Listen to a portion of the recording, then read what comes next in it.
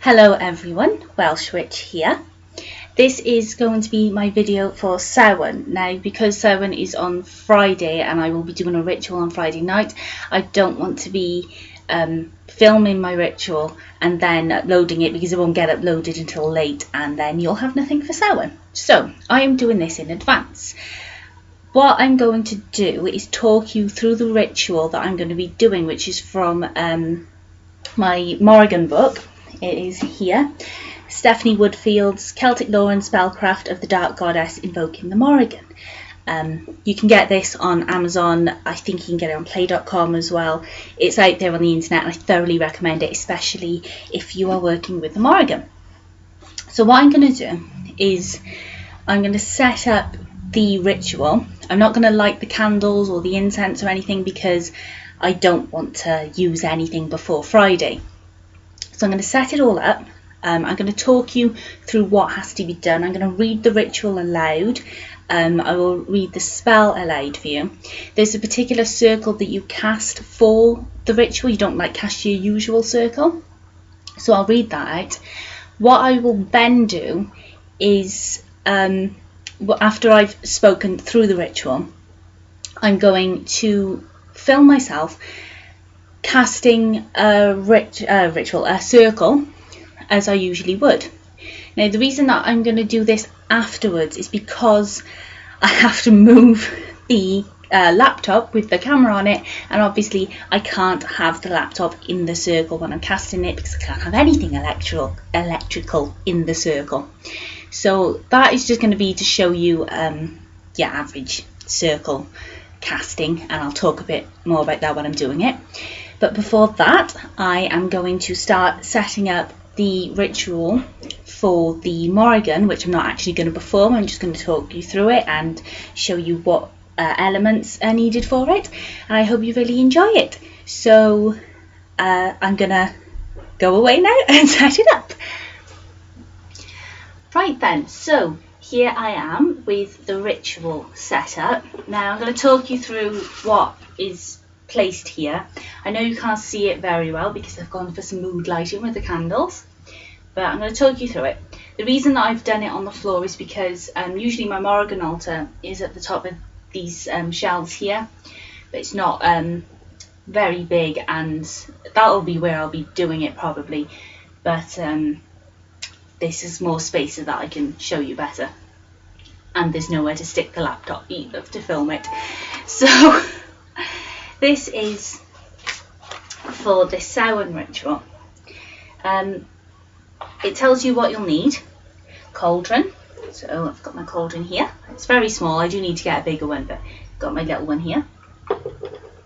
One each of red, white and black candles to represent the Morrigan. One green candle to represent Dagda. Then we have one white candle to represent the ancestors and departed dead. You can have your favourite Morrigan or Samhain incense, so I will be going for Nag Champa. Got a little stick of it in here somewhere. I haven't got a full stick because I'm not going to light it for the purpose of the video. But here it is, a little stick. You can barely see it. It's there though, it is there. One black feather. I have plenty of them. Got them all here in my cool little pot. So if we take out, it's a nice big black feather there, we'll have that one.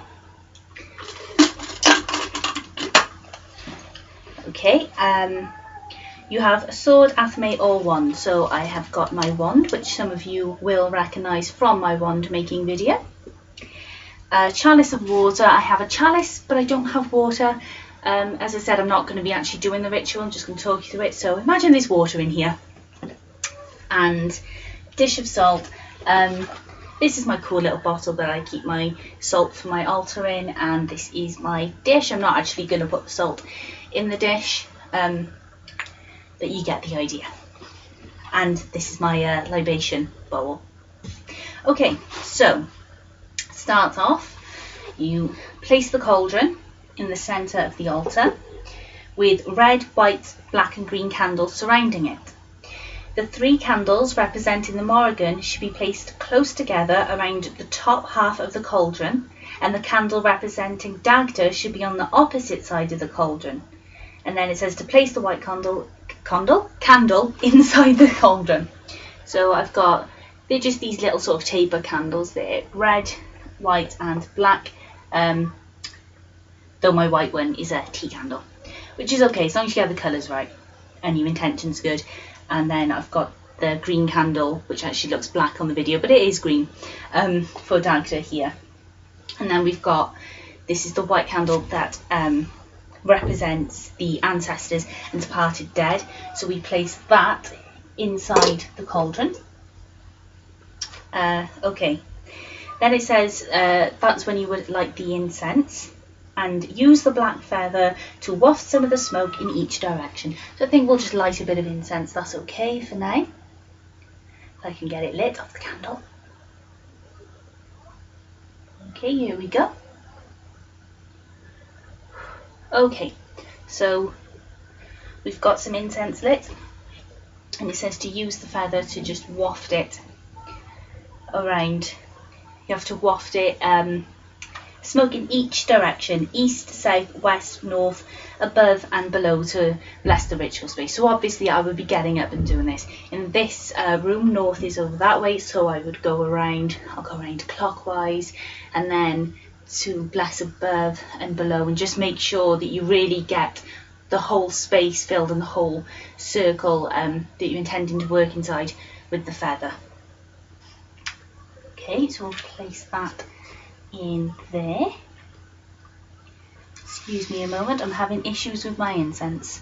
We've all been there.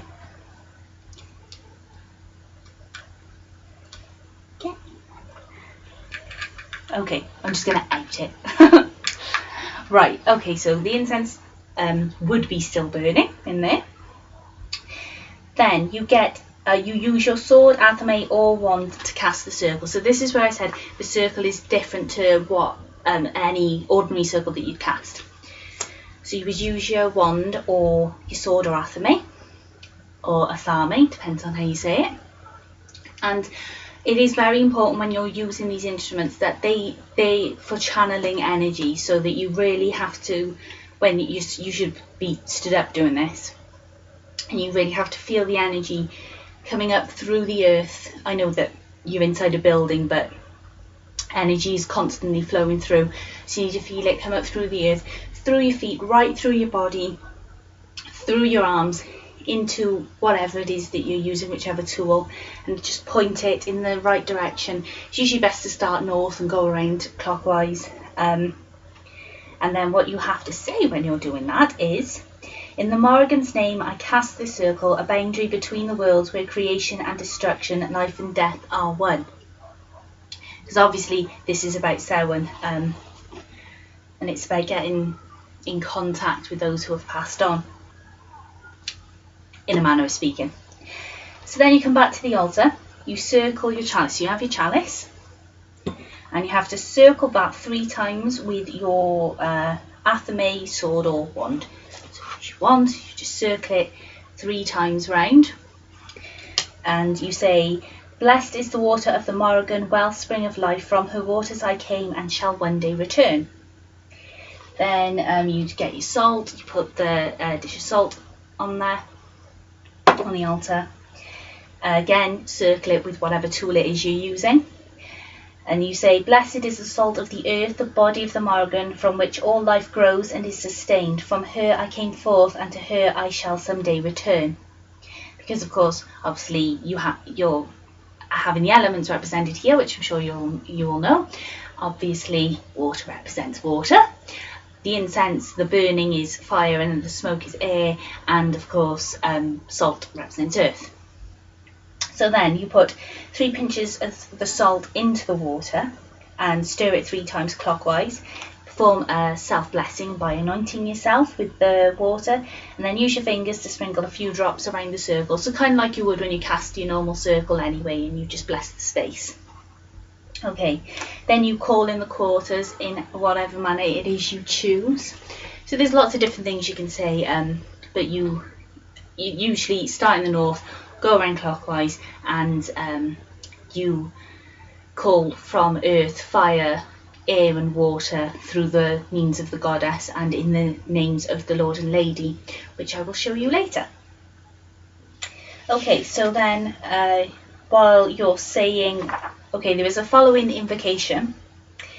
So okay, after you've called the quarters in, while saying the following invocation, make a circling motion over the cauldron and candles with your hand or whatever tool you're using. You could also use a black feather if you wish. I like to use my hand because I like to feel that the energy is coming directly from me.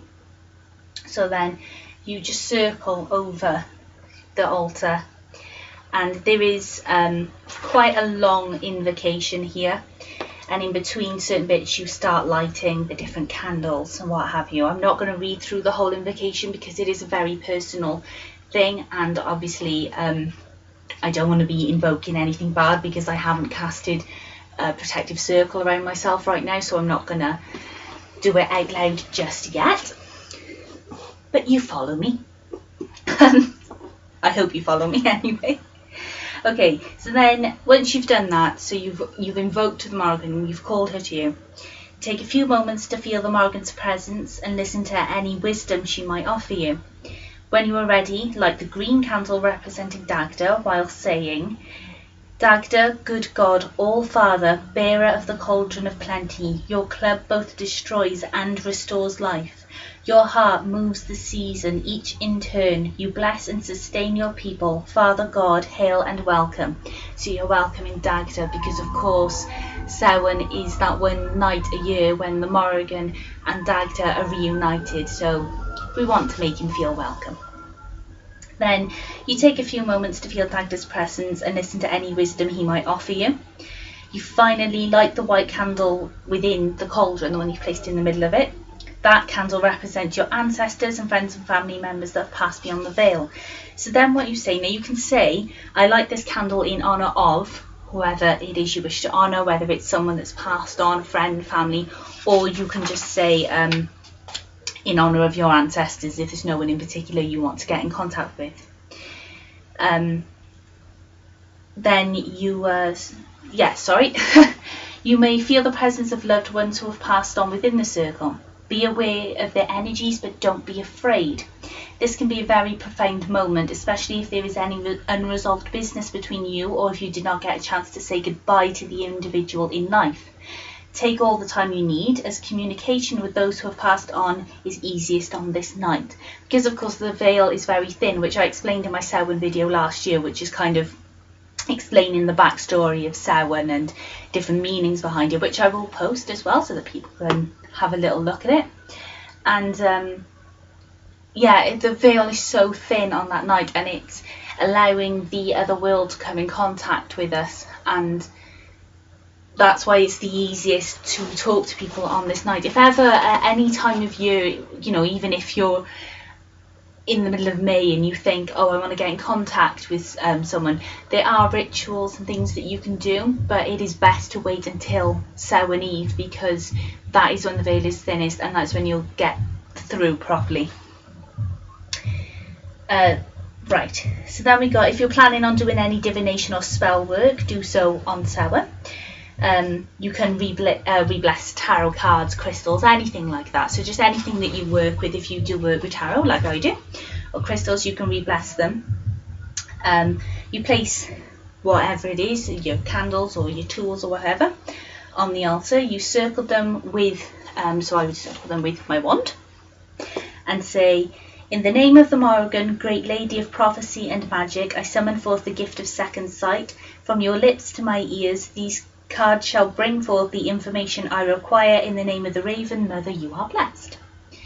And then when you are ready to close the ritual, you raise your chalice above the altar, slowly lower the wand into the chalice of water, saying, astride the river Unius, I hope I'm saying that right, the Morrigan and Dagda do yearly mate, god of life, mother of death and rebirth, dark and light, male and female, goddess and god, unite and be one, a cycle fulfilled and another newly begun. I think that's really nice. I quite like that. That's quite romantic. Then you take a sip, you pour some into your libation bowl. So I've got my libation bowl here, so you would pour some into the bowl. or you can throw it outside.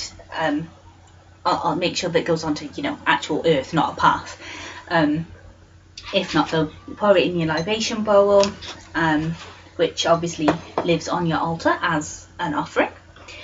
Then you thank the Morrigan Antiactor, then extinguish the candles, close the quarters and open the circle again. So that is pretty much, yeah, that's it. That is the ritual. There is another little bit on there which is a Samhain Seer invocation. So if you're doing any divination, which I strongly suggest doing within that circle once you've done that ritual, and you say, Summer's End, All Hallows Night, I ask now for second sight. It depends if you're working with anything that requires you to have second sight, or if you want the second sight. So that's it. Obviously I didn't go through the entire ritual, and I didn't go through the spell because, oh, the invocation I should say, not the spell, because I don't want to call anything in. But I hope that you really like it, and I thought I would do something that was specific to an actual ritual, as opposed to just me sat there chatting away, even though I have just been sat there reading out of a book. But it's something a little bit different for Samhain. Excuse me. So now I'm going to clear this away, get it back on its proper altar, and then I'm going to show you how to cast your standard protective circle.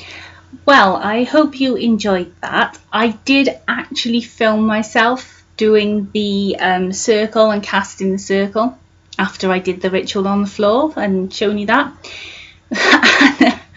The quality of it was so bad because I went for this mood lighting with candles and everything, and you cannot see about this much of me because it's just too dark in there, and I don't want you to have to deal with that. You can hear me fine on it, but you can't see me very well, and you can't see what I'm doing in means of casting a circle. But what I will do is put a link in here to Laura Daligan's video for casting a circle, because that is where I learned how to cast a circle, and it's very helpful, and I strongly, you know, recommend doing it.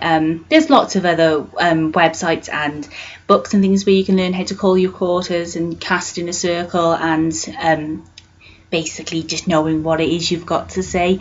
But Laura gives a nice clear-cut instructive video, so I'll put the link in there, and I'll put a link in the drop down box so you can see it. I literally just spent about 12 minutes filming myself doing the whole circle. I set everything up, I set everything on my altar, I did the salt, I blessed the salt, blessed the water, exorcised the water, I blessed the whole thing, I cast the circle, and then I opened the circle, and the quality of the video was appalling, so I'm not showing you that.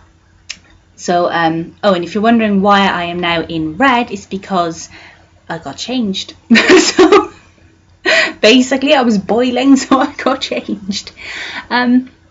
Okay, so I hope you really enjoyed my talking about the Morrigan ritual. As I said, didn't do the circle, but you can have a look at Laura Daligan's. I will post my Samhain video that I did for last year, which was filmed on my mobile, and it's not great quality because I didn't have the laptop. I know the laptop's not great quality, but it's better than when I was filming off my phone, and that was just an informative video about, you know, the background of Samhain and all the different cultures, what different cultures do and what have you. So I'll post that as well so that you can see, and I'll put a link in the drop down box so that you can click on it and have a look, because I believe that is in my Facebook videos, but it's not on my YouTube channel because it was before the YouTube channel was born. So thank you ever so much for watching. Thank you for all your support. Sorry again for not actually putting in the cast in the circle, but it was just too dark, you couldn't see it at all, and Laura Daligan's video was much better than mine. So go on over to Laura's, have a look, like her YouTube channel as well, and like and subscribe, because like I said, she's brilliant. Thank you for watching, thank you for your support, thank you for the 3 new likes on my page. That kind of slipped under the radar, so it was a nice surprise when I saw it. Thank you ever so much. Keep liking, sharing, subscribing. I hope you all have a lovely Samhain Eve. Be safe and be careful, and I hope you enjoy yourselves. I'm pretty sure I will when I actually do that ritual properly. So thank you very much again. As ever, I can never thank you all enough. I've realised now I've actually been doing Welsh Witch for over a year now. It's insane. I can't believe it. My Facebook page is over a year old. So thank you for everyone who's been there since the beginning. It's insane. It's wonderful. I love it. Thank you ever so much. Thank you, thank you, thank you. I love you all lots and lots. And if you were here, I'd give you all a great big cwtch, which for people who are not Welsh, you know, it basically means a hug. So I'd give you all a lovely big Welsh cwtch. Thank you ever so much. Positive energy and blessings. Bye.